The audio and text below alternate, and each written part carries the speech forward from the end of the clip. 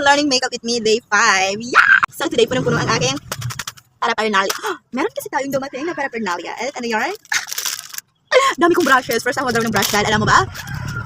Dalawang brush lang yung salita na gamit ko. Ito pang bronzer, tapos ito pang blush, pang powder minsan. At then, ito gagamitin ko na lang for liquid products. Dahil meron din tayong panibagong, deep portrait meron pang bago. Palette! Yes! And meron tayo din ng blush, contour, whatever, eyeshadow, something, and eyeliner. Yes! So today, oh my god, kaya tayo nagkaroon ng day 5 kasi meron mga bagong things. So, we need to use them, you know. So now, first, syempre, we need to protect our skin. Ay! Grabe yan. Ang init pa rin. Ang init ito.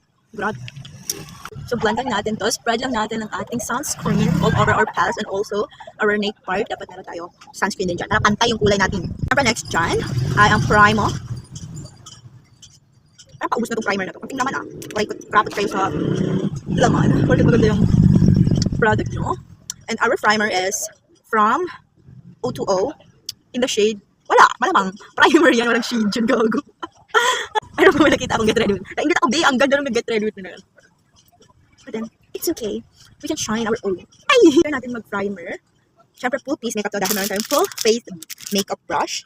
So, maglagay tayo ng, foundation. And my foundation is Hatch Lady. Sorry, gutay-gutay niya dahil matagal na siya nandito. Tapos, in the shade,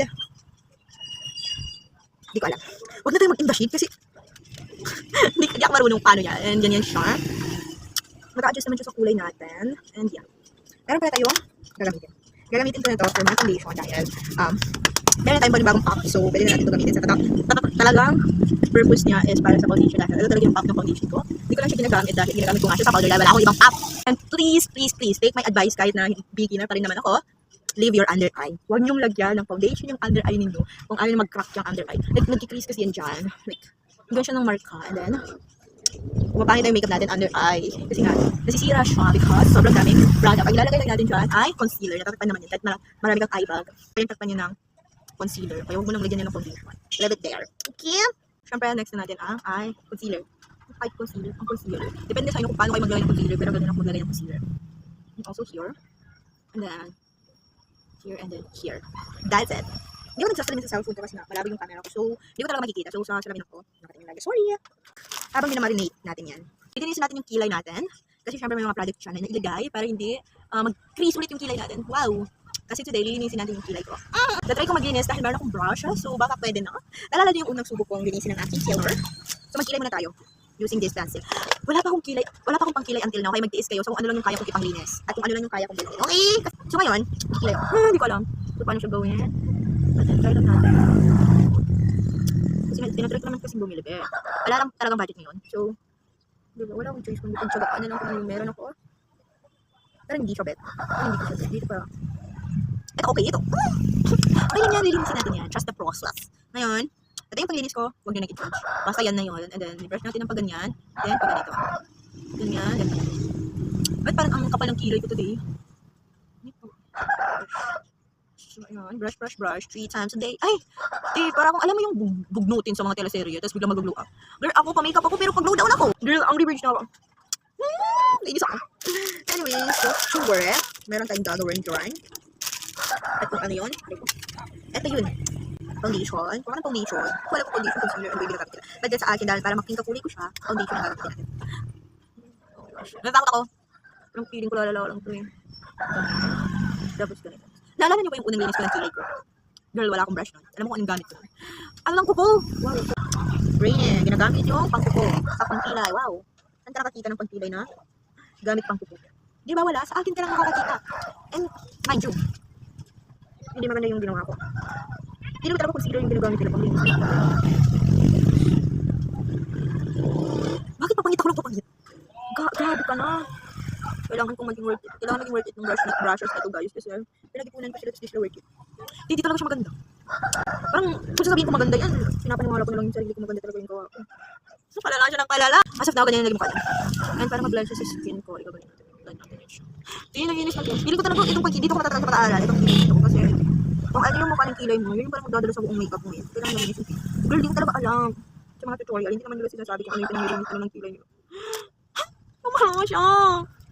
Pero nainis na ako talaga. Wala siya. Parang naging white na lang talaga yung kilay ko. Ganyan na yun. Parang wala namang naiba. Sana hindi na lang ako nagkilay talaga yun. Na-blend naman siya. Hindi siya naging malinis. Mas naging dugyot pa siya. Yan na yun. Gagamitin ako dito kung yan ang iintindihin ko. Ito na yung nakayanan ko. Well, di ko alam kung pantay siya or what. Hindi ko alam kung may nangyari or what. So, hindi na lang ako nagkilay. Pero, diba, hindi tayo matututo kung hindi tayo mag-failed. So, now, tapos na ako mag-marinate. Kanina pa ako nagmamarinate dito. Kaya, i-brush na natin siya. Gagamitin natin ito. Brush. Walang bagong brush. Oh, nainis ako alam diba? Wow! Ang bilis niya naka-blender. Like, hindi ko natagalan doon. Ay na lang. Pinipilit ko maging good mood. Alam niyo ba yun? Pinipilit ko maging good mood dahil naman kita ko sa kilay ko. Anyways, kailangan natin maranasan yung ganyung mga failed. Diba? Hindi matuto tayo. Kasi kung wala pang failure, paano ka matututo, diba? So, ayan. I-blend lang natin yan. Ito dito sa nose. And here. Alam niyo, ang ganda nitong brush na nabili ko. Local lang siya. But then, no tusok feeling. Ang ganda. Ang soft lang niya sa face. Anyways, mag-contour na tayo. Dito ko na ako sa kilay ko. Naka-contour na tayo. Here, natin ilagay yung contour. Diba? Nauna na yung contour na good. Tapos dito.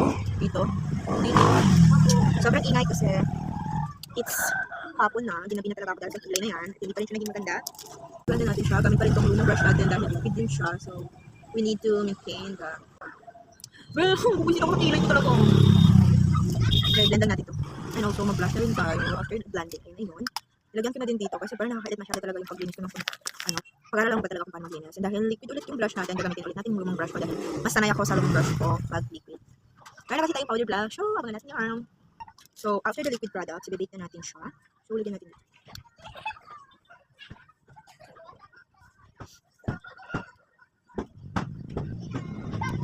So, habang binibake natin yan, maglalagay na tayo ng eyeshadow. Gagamit yung palette is ito, kasi bago siya. So, first, ito, lalagyan natin ito. Parang white. Dito, all over your eyelid. Parang magkaroon tayo ng parang base sa ating eyeshadow. So, pati, ano yan, lalagyan natin. Okay, all over my eyelid. Kahit hanggang dyan, sa tabi ng kilay mo, pwede malagyan kasi white lang yan. So, parang base lang siya, you know.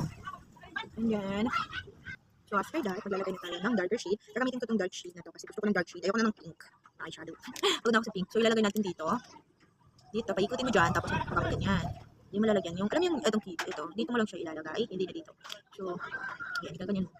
Ganyan, ganyan ang paglagay, ha? Ganyan din ako dito, ginawa ko lang to, para safe. And then, to have a highlighter, lalagay tayo ng highlighter, ito yung gagawin natin. Tapos, dito lang, dito, sa part na to, hindi na dito, all over yan, dito lang. To highlight the eyeshadow. Mayroon ba? Parang nainis na ako. Hindi ko kasi nakikita, gabi na. Ganyan. So, lalagyan natin dito. And already done. So, kung ano yung nilagay natin sa taas, yung nilalagay natin sa baba. Starting with this. So, lagyan natin siya sa baba. Ng ating mata. Para karoon din tayo ng feeling sa baba. So, kung ano yung base mo sa taas, hindi yung lalagay yung base. So, tapos, yung darker shade. Wala, which is ito. Gawin natin yung darker shade. Dito lang din. Sa baba dito. Okay, dito lang sa dulo ng mata mo. Ganar.